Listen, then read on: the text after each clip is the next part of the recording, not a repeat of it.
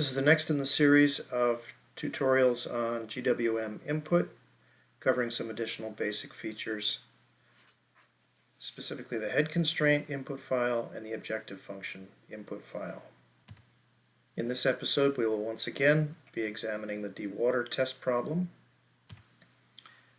which is available in the distribution of GWM 2005 version 1-5-2 in the data directory and the dewater directory, and there is a list of files, and we're working from those files.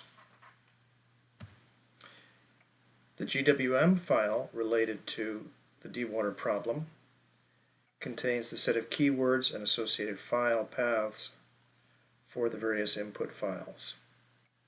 In a previous episode, we looked at the decvar file for decision variables and the varcon file for variable constraints. Turning now to the HEDCON file, opening that, we see a series of input related to specifying head constraints. The first line is a print flag. The second line is a series of indices of the number of types of constraints. In this case, we have 10 head-bound constraints, hence the number 10, and this is followed by the list of the constraints themselves and the associated information for those constraints. Recalling the dewater problem, as described in the previous episode, it consists of a requirement to reduce heads at the starred locations to a level of 50 feet, to a head of 50 feet, with pumping at the 7 circled locations. It's a steady state problem, and it's a head upper bound problem. And we see that each head bound is associated with a certain row and column. So for example, this head bound here is in row 6 and column 13. Looking now at the head constraint file, we see that 613 indicated. So this is the contents of the row are the name of the head-bound constraint. It's a character variable, maximum 10 characters. A unique name for each constraint. The layer, the row, and the column associated with that constraint. The next column indicates the direction of the constraint. There are two choices, less than or equal to, or greater than or equal to. And this is the type of head constraint. The next column is the bound, which in this case is 50 feet for all 10 locations. So the head at this cell must be less than or equal to 50 feet. The final column is the stress period in which this constraint is imposed. And in this case, it's a steady state problem, so there's only a single stress period. In other problems with multiple stress periods, the constraints can be applied repeatedly at different stress periods. In other words, the same location but a different stress period would require input of an additional line, and any number of stress periods can be constrained. There are 3 other types of head constraints that can be input in this file. In this case, they're all set to 0, all 3 of them, and they are the drawdown constraints,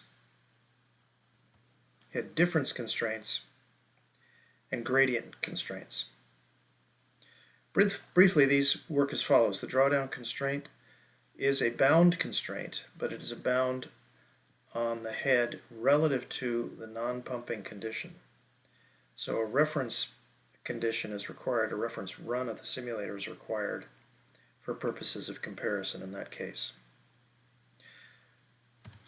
The head difference constraint is a difference between 2 heads, as the name implies, and the input includes specification of 2 cell locations, and the head difference required between those two cell locations. And the gradient constraints are similar to the head difference constraints in that two cell locations are identified.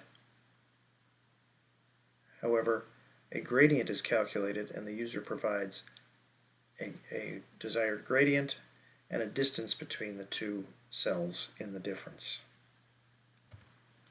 Returning now to the GWM file, we see that the objective function is another one of the keywords, an associated file, and we'll now look at that.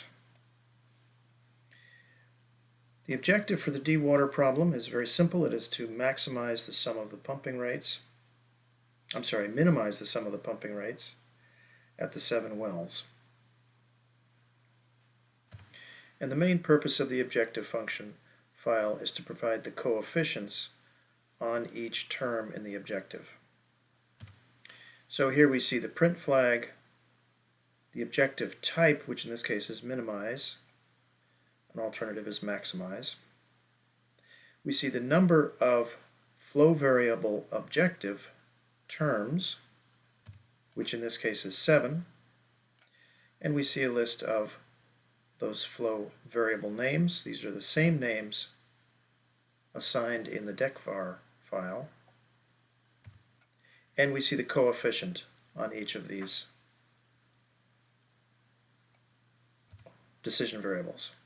So if one required different weightings on different decision variables, this would be the place to put those different weights. In this case, they're all equally weighted at 1. In the third line of data, there are two other variables that are, in this case, set to 0, and these are the number of external variable objectives and the number of binary variable objectives. In the dewater example, there are no external or binary variables, so these are irrelevant. Although not shown here, in later versions of GWM and the current release, there is an additional kind of variable, which is a state variable, which may also be input as part of the objective function value, that is, objective function file.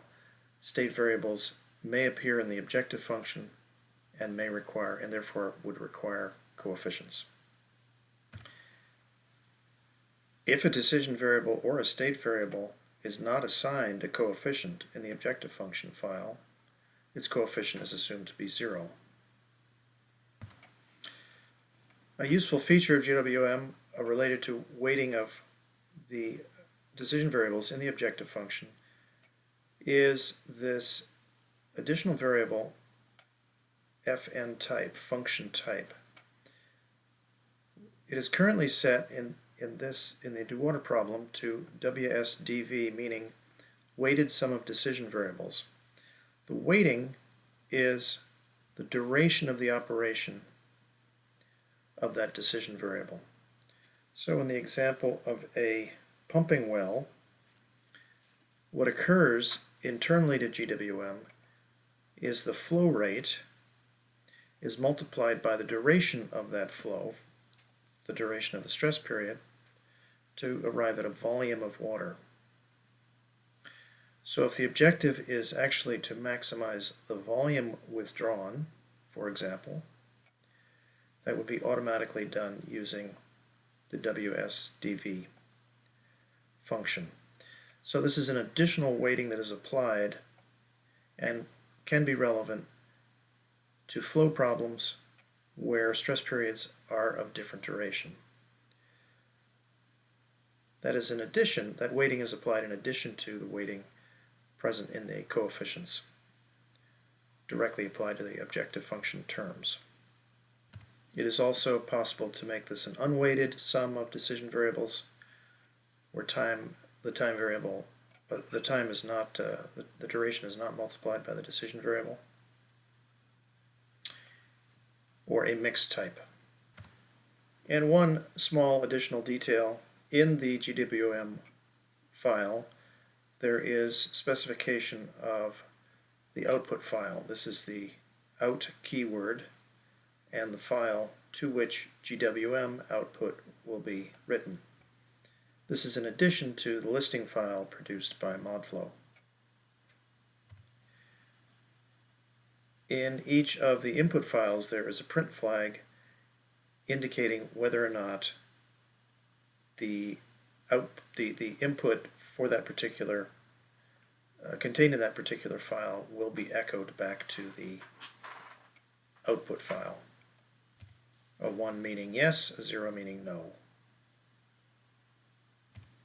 And in the next episode we will look at the solution file and dip a little bit into the theory behind the method for constructing the response matrix.